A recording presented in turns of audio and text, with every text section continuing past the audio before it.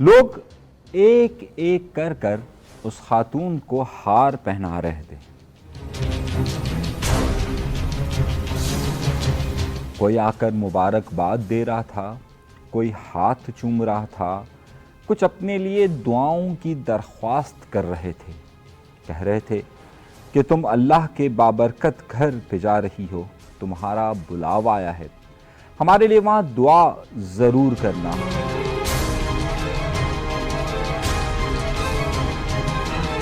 عورت مسکراتی تھی، فخر سے ان کی طرف دیکھتی تھی اور پھر کہتی تھی میں تمہارے لیے دعا نہیں کروں گی تو کس کے لیے کروں گی. وہ ہر آنے والی عورت اور ہر مرد کو یہی کہتی تھی. یہ کہانی ہے کراچی کے علاقے بغدادی کی کہ جہاں پر شہناز نام کی خاتون عمرے پر روانہ ہو رہی ہے.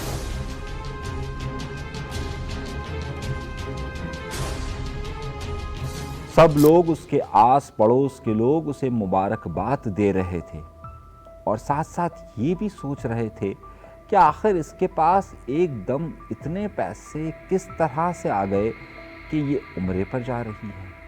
خیر اللہ کو کچھ اور ہی منظور تھا. وہ خاتون کو سب محلے والے چھوڑنے ایئرپورٹ جاتے ہیں اور باقاعدہ ایک بڑی کوسٹر کروائی جاتی ہے اور اس میں تمام خاندان کے لوگ، محلے کے قریب کے لوگ اور اس کی پڑوسن بھی ساتھ شامل ہوتی ہے. یہ لوگ ایئرپورٹ جاتے ہیں، چھوڑتے ہیں اور پھر سفر شروع ہو جاتا ہے. یہ سفر ہے عمرے کا. سعودی عرب روانگی ہوتی ہے، وہاں پر عمرے کی ادائیگی ہوتی ہے اور عمرے کی ادائیگی کے بعد وہ خاتون واپس آتی ہے تو یہاں پر دنیا ہی بدل چکی ہوتی ہے.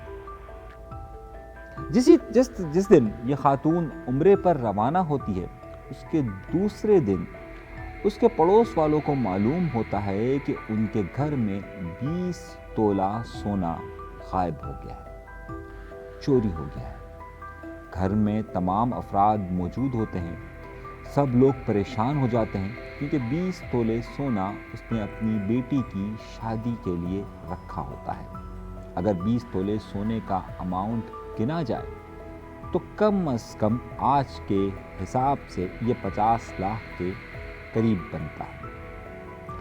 اب معاملہ یہ تھا کہ گھر والوں سے تمام تفتیش ہوتی ہے، سب سے پوچھ گچھ ہوتی ہے کہ آخر سونا گیا کہاں. لیکن کسی میں گھر والے یہ کہتے ہیں کہ ہمیں نہیں معلوم سونا کہاں گیا. سونے کو بہت تلاش کیا جاتا ہے اور پھر تنگ آ کر سب جگہ معلومات کی جاتی ہے. نہ گھر کا دروازہ ٹوٹا ہوتا ہے، نہ تالا ٹوٹا ہوتا ہے. شاذ و نادر ہی کبھی کبھار ہی گھر کے تمام لوگ کسی کام سے جاتے ہیں، ورنہ گھر کے تمام لوگ یہیں پر موجود ہوتے ہیں. اب معاملہ یہاں پر بڑھتا ہے اور پھر محلے سے ایک خبر آتی ہے کہ آخر کیا وجہ ہے کہ یہ لوگ کہ جن کے پاس شہناز اور اس کا شوہر عمران عمرے پر گئے ہیں لیکن ان کے پاس تو اتنے پیسے تھے نہیں، تو یہ عمرے پر کس طریقے سے چلے گئے. اب ایک بڑا مسئلہ ہمارے ہاں یہ بھی ہوتا ہے کہ اگر گھر میں سونا رکھا ہوا ہے یا پیسے رکھے ہوتے ہیں، ہمارے ہاں یہ تمام چیزیں خفیہ خانے میں رکھی جاتی ہے. خفیہ خانے میں رکھی جاتی ہے، اسے بار بار نہیں دیکھا جاتا. بہت لوگ مہینے میں ایک بار چیک کر لیتے ہیں، کوئی 2 مہینے میں ایک بار چیک کر لیتا ہے کہ ہاں ہے یا نہیں ہے. اس دن نہ جانے کیا ضرورت پڑی تھی کہ شہناز کے پڑوس والوں نے وہ جگہ دراز دیکھی اور دیکھا کہ وہاں سونا موجود نہیں ہے. یکدم محلے میں ایک صاحب ہوتے ہیں، وہ صاحب کسی کو بتاتے ہیں کہ بھائی عمران جو عمرے پر گیا ہے، شہناز کا شوہر ہے، اس کے پاس ایک بڑی رقم دیکھی اور اس نے کچھ سونا بیچا ہے. جب وہ صاحب نیچے یہ بات سنتے ہیں تو گھر پر جا کر اپنی بیگم کو بتاتے ہیں تو بیگم کو کچھ شک ہوتا ہے. اب معلومات کیسے لی جائے کیونکہ شہناز اور عمران دونوں تو عمرے پر موجود ہیں.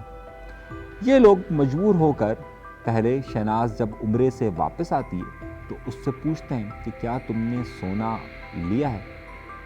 وہ انکار کرتی ہے، کہتی ہے میں تمہارا کیوں سونا لوں گی، میری تو ایک بیسی نکلی تھی اور اس بیسی پر میں نے عمرہ ادا کیا ہے، میرے پاس تمہارا سونا میں لے کس طریقے سے سکتی ہوں، میں تمہارے گھر میں تو آئی نہیں ہوں. اب خاتون بہت سوچتی ہے، اس کا مرد بھی بہت سوچتا ہے کہ یار یہ واقعی میں ہم جب تک گھر میں تھے تو گھر میں ہوتی ہے تو بالکل سامنے ہوتی ہے، گھر میں اس طرف تو گئی نہیں۔ اچھا، یہ بغدادی کے علاقے کا واقعہ ہے، یہاں پر 2 کمروں کے چھوٹے چھوٹے گھر ہوتے ہیں، یہاں بڑے لگژری فلیٹس نہیں ہوتے۔ اگر کوئی گھر میں آتی ہے خاتون پڑوس سے، آس پڑوس سے، تو وہ عام طور پہ اسی بیڈ روم کے اندر بیٹھ جاتے ہیں یا اسی کامن روم کے اندر بیٹھ جاتے ہیں تو اسے معلوم نہ ہو۔ اب جب بڑی تفتیش کی جاتی ہے تو معلوم نہیں ہوتا۔ آخر گھر والے، شناس کے پڑوسی، اس بات سے تنگ آ کر بغدادی تھانے کے اندر ایک مقدمہ درج کرتے ہیں اور کہتے ہیں کہ ہمارا 20 تولے سونا غائب ہوا ہے، لیکن ہمیں نہیں معلوم کہ ایگزیکٹ ڈیٹ کیا ہے، کس دن غائب ہوا ہے۔ مگر آج یہ 25 اکتوبر سن 2024 کو ہمیں معلوم ہوتا ہے کہ جناب یہ ہمارا سونا غائب ہوا ہے اور ہمیں نہیں معلوم۔ بہرحال اس حوالے سے ساری انویسٹیگیشن کی جاتی ہے، کوئی سراغ نہیں ملتا۔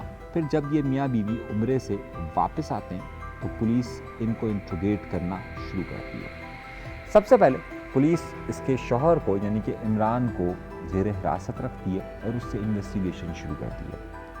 وہ کہتا ہے کہ میں نے تو سونا چوری نہیں کیا، میں قسم کھانے کے لیے تیار ہوں، میں ابھی عمرے سے آیا ہوں، آپ یقین مانیے کہ میں نے کبھی بھی سونا چوری نہیں کیا۔ جب یہ انویسٹیگیشن ہو رہی ہوتی ہے تو اب بڑا مسئلہ ہوتا ہے کہ جناب انویسٹیگیشن میں یہ تو منع کر رہا ہے کہ اس نے سونا چوری نہیں کیا، تو اب شک کیا اس کی بیوی پہ ہے، تو بیوی سے انٹروگیٹ کس طریقے سے کیا جائے۔ بہرحال جب بیوی سے انٹروگیٹ کیا جاتا ہے تو معلوم ہوتا ہے کہ واقعی میں شہناز نے سونا چوری کیا ہے، لیکن شہناز نے سونا چوری کیسے کیا اور کتنا سونا تھا اور کس طرح چوری کیا، یہ بڑی اہم بات ہے۔ نومبر کے مہینے میں یعنی کہ نومبر 2024 میں جب ہم یہ پروگرام ریکارڈ کر رہے ہیں اور جب میں آپ کو پوری اس کرائم کی کہانی بتا رہا ہوں، تو اب آپ اس بات کو ذرا غور سے سمجھیے گا کہ شہناز یہ بتاتی ہے کہ ایک دن میرے سامنے میں اس کے کمرے میں بیٹھی ہوئی تھی تو اس نے میرے سامنے سونا رکھا، سونا دکھایا اور سونا دکھا کر ایک جگہ پر رکھ دیا۔ جب ایک جگہ پر رکھ دیا تو اب میں نے دیکھ لیا تھا کہ اس نے کہاں رکھا ہے۔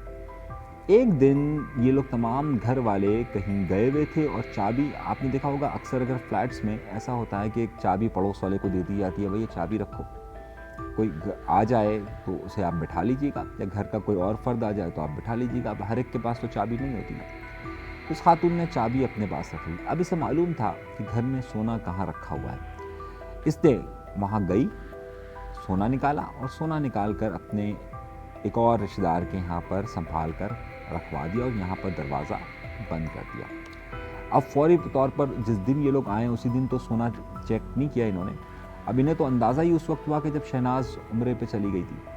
اب پہلا نقطہ کیا ہے یہاں پر؟ پہلا نقطہ یہ ہے کہ جب کبھی بھی آپ کے گھر پر آپ اپنے کسی پر اعتبار کریں تو اس پر ایک حد تک ہی اعتبار کریں۔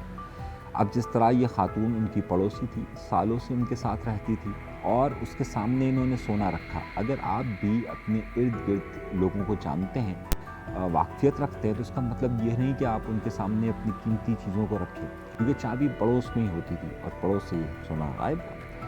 اب جب پولیس ریکوری کے لیے جاتی ہے تو پولیس کو ریکوری میں صرف اور صرف 3 تولے سونا ملتا ہے، باقی 17 تولہ سونا نہیں ملتا ہے۔ پولیس انویسٹیگیٹ کرتی ہے تو معلوم ہوتا ہے کہ بھئی 17 تولہ سونا تو فروخت کر دیا گیا اور صرف 3 تولے سونا رکھا گیا۔ اب جب فروخت کیا گیا تو وہ رقم کہاں ہے؟ تو وہ رقم معلوم ہوتا ہے کہ وہ تقریباً 15 لاکھ روپے ان کے پاس کسی سیف جگہ پر موجود ہیں، اور باقی کی جو رقم تھی وہ تقریباً 25 لاکھ روپے یہ ادھر خرچ کر چکے ہیں۔ جب انہیں یہ معلوم ہوتا ہے کہ 25 لاکھ روپے خرچ ہو گئے ہیں تو انہوں نے ایک چھوٹی سی پراپرٹی لی ہوتی ہے اور عمرے کی ادائیگی کی ہوتی ہے، یہ اس میں خرچ ہو جاتے ہیں۔ پولیس بہرحال وہ 15 لاکھ روپے ریکور کر دیتی ہے۔ اب ایک سوال اٹھتا ہے، وہ یہ اٹھتا ہے، جہاں پر یہ پہلا سوال یہ اٹھتا ہے کہ آپ کس پر اعتبار کریں اور کس پر اعتبار نہ کریں، اور آپ کی قیمتی چیز اگر اس طرح سے لٹ جائے تو آپ کیا کریں۔ سب سے پہلا سوال یہ کہ آپ اپنے ارد گرد کے کسی بھی شخص پر، چاہے آپ کے قریبی رشتہ دار ہی کیوں نہ ہو، اس پر بھروسہ نہ کریں۔